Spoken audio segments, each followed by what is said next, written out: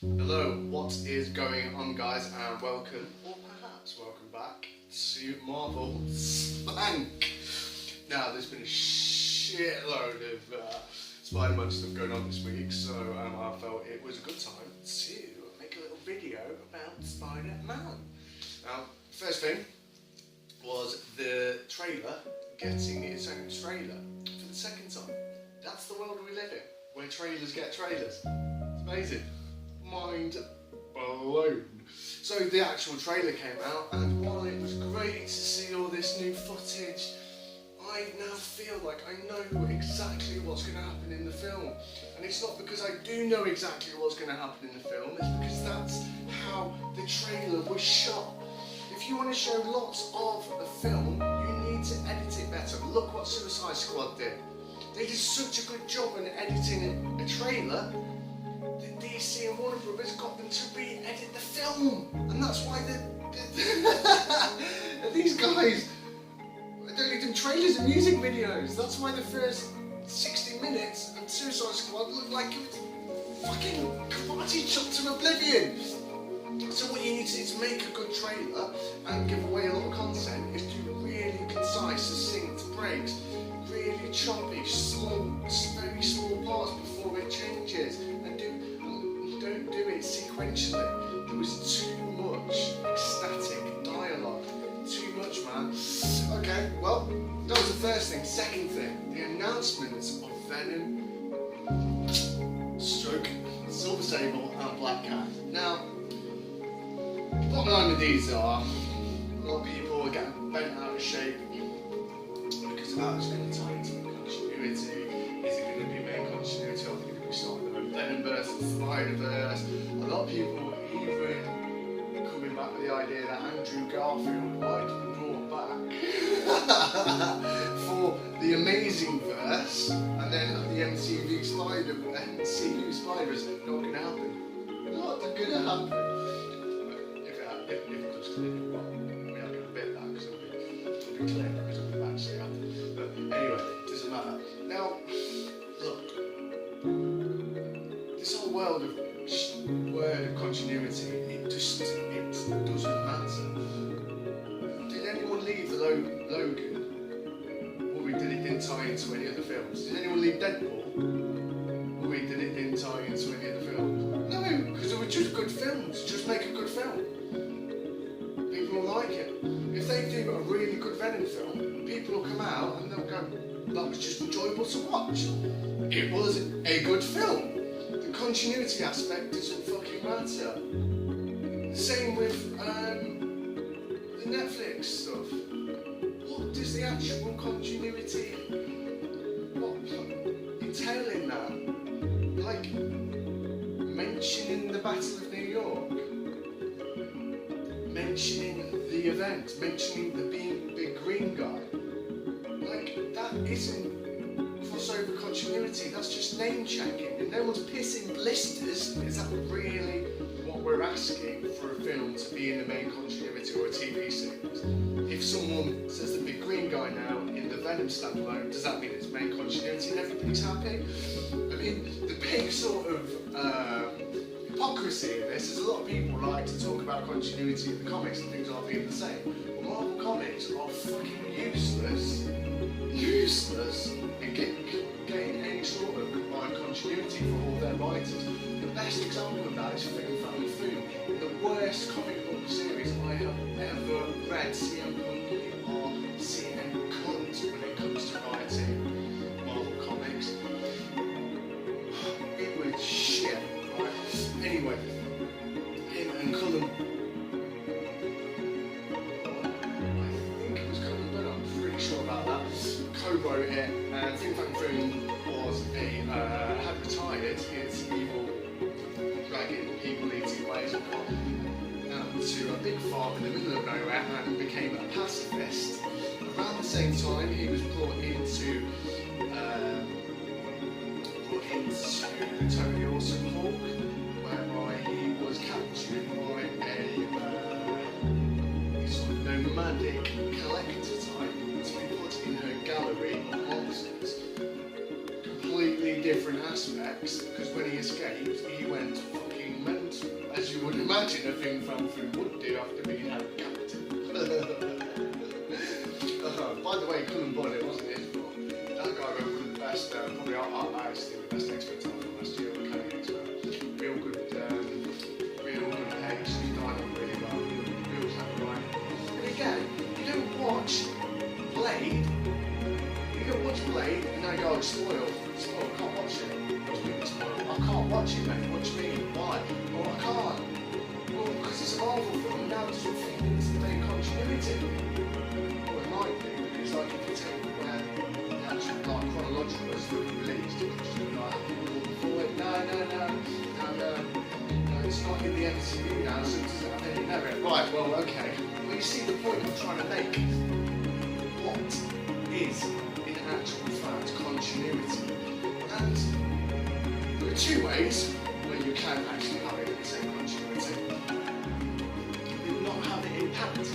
Now, this is from the standpoint of your average day person going to work, standing on the street, reading a newspaper in the main MCU.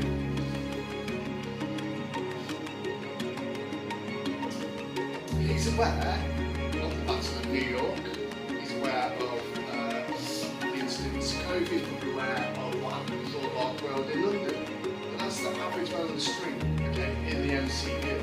So that affects everything around it, that seeps into the television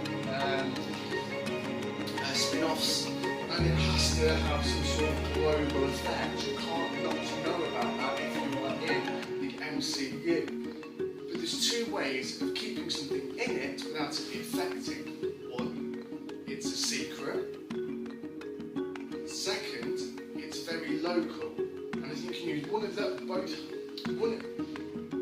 Stop it, you're making me shy and getting everything wrong. You can use one for each of the two films, Venom and Silver Sable Black Cat. Now, if you look at the Silver Sable canon, it is quite similar to that of Black Widow. Now, if you think we're getting a Black Widow film in Phase 4, you're just wrong. It isn't going to happen, people. Do you know why? Nobody wants Black Widow toys. More like Perlmutter may not be having his dirty little interfering fingers in Marvel Studios anymore. He is still in charge of the toys, and he will not make toys of women characters. Do you know why? Because little boys don't want to buy dollies. They want to buy big motherfucking men. Yo! They want to buy Thors and Hulks and Captain Americas and guys that fucking run around and wrestle each other and headlocks and fucking nuggies. They don't want a pretty, big-breasted lady. Nobody wanted She-Ra as a boy. If you had She-Ra when I was growing up, you'd be called a pufter. I'm not saying it's right, I'm not saying you should use that sort of language, but what I'm saying is if you did have She-Ra growing up, I was called a pufter. Yeah, I had a She-Ra. I had She-Ra and He-Man. I just felt like he looked lonely, man. It wasn't like... I mean, I'm not saying what he did to her was right. There was a lot. So anyway, they're not going to be selling toys. Little girls don't buy Black Widow dolls, they buy fucking makeup and fucking dollies, that kind of shit. Real dollies that they can dress up, not see which fucking gun they're going to get out with it. They want to know what shoes they're going to be putting on it. And that's why there will never be a Black Widow film. I'm going to cut all this bit out because it's fucking terrible. So looking at the secrecy level, you could use Silver Sable as the kind of film that people wanted for Black Widow for a number of years. She shares quite a lot of the same sort of canon. She could be like a sort of underground mercenary spy type that has found a way into America, and then her paths cross with the Black Cat and some sort of serendipitous twist that then unites them to overthrow a much larger threat in a sort of first Jason Bourne film, say, for example, where this sort of calamity of occasion drags two people into unifying into a greater cause. It's delicious, it's just like the Bible, we love it. So that is a way that it could be a level of secrecy that then does not have to play into main MCU canon.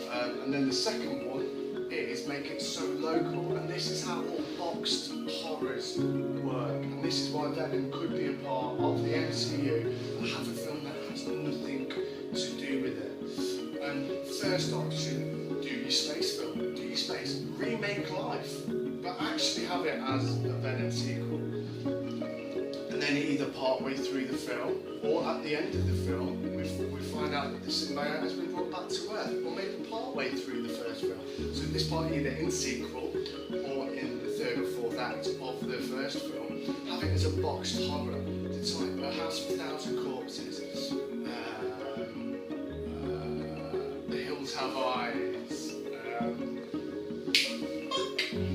I've listed these, you know. Man, I've got written down as that. But you know what I mean, the way that it's in a contained, very claustrophobic environment that's inescapable, the cabin in the woods. He did a parody of it where the psychological restraints to stop him from leaving the location was actually turned into physical ones when he drove into it, into a motorbike. It parodied that very common trope, enclosed environment. The second trope for a boxed horror is whereby the protagonists aren't able to tell anyone else because the situation is so far-fetched he doesn't quite believe it himself. And so if he's afraid that if he does tell anybody else, I think it's the ravings of a madman, of sheer lunacy, and he would be treated as such and taken away, and he would be able to protect his family from the threat. And that is the way it could work with Venom, as its own entity, away from the MCU, but still in it. But the perfect thing about this is that at the end of the film, in the mid-credit sequence, you can have just a little bit of the symbiote either attach itself to Flash Thompson's car, or anybody's car, or Peter Parker's car, or anything, and then you bring it into the main MCU, and it could just be a subplot in the Homecoming sequel, and then you could either have, I would probably prefer it at this point not to be the Eddie Brock version of Venom. I'd like that to be in the standalone, and then it could possibly feed into a Venom in the MCU as Agent Venom and Flash Thompson. Could it even possibly be potential then fused to it as the Galaxy? But then you'll say, well, Sony have then lost a successful part of the franchise in Venom, and what they're going to do, because they've made this really successful Venom film, and now they're losing that into the MCU. There's so much you can do.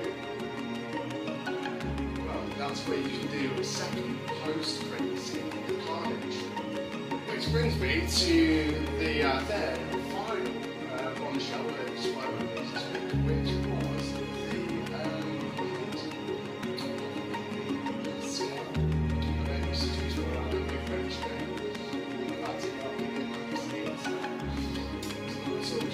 she's basically been chucking a book about people listening to her. To me, it sounds like somebody that's possibly a little bit devoid of attention, turning to some Spider-Man events and making people aware of their previous relevance. This is the same business director, whatever time it was, that was sacked in the wake of the email scandal a couple of years ago. The same email scandal that revealed that Sony were actually talking to Marvel Studios about putting Spider-Man into the MCU. You see where I'm going with this? You can, can't you? You don't need an Uber for this destination. I'm going to take you there myself, darling. Just you wait, get in the back. Right. This is a woman that hasn't had any interaction since the initial conversations were taking place about this deal. Do you think that this could be a woman that was possibly justifying her own relevance to the whole situation, that in her sort of mental construct of the current situation, she was saying, I don't think anyone will ever be able to match what I did. I don't think it's even possible. We did this for the fans, you know. We did it for the fans. Oh, stop looking at me, I'm shy. Maybe she is just arrogant enough to put herself in a position that she values her own importance since she was sacked by Sony. It's possible. Another way of looking at it is it was so extraordinary at the time that she was saying it to the extent of, oh, if it happens again, I'll eat my hat. Of course, if it does happen, no one expects you to actually eat your hat. They just go, well, you were a stupid fucker, weren't you? Saying you'd eat your hat, and now everyone's going, well, he's not going to eat his hat, but he was wrong. That's exactly what I'm talking about. Maybe she's expanding the idea to the point of failure to try and show us how hard her job was at the time. Again, extending her own success for the job she did. Oh, I'll never think that'll happen again. It was so difficult when I was in charge. It's a wonder we even managed it ourselves. Maybe there was an element of that to it. But there might be, because Sony fuck things up, don't they? When you look at their first couple of Spider-Man films, Kevin Feige was in there, helping them out, gave them all the advice for the second film. Don't bring third film, don't bring Venom in. But then Sony made Sam Raimi put him in at the last minute. They were done with pre-production and they were ready to shoot. Made him force him in. And then Raimi said, I'll do it if I can have Vulture in the next film. And they said, okay, you can have Vulture, but we want to put Black Cat in, and it's got to be his daughter. So they're meddlesome. And at the end of the day, if we could trust them to make their own films and do a pretty good fucking job of it, then we wouldn't have a situation whereby a character that is probably worth billions was given back to Marvel Studios because they couldn't be trusted to get it right in the first place.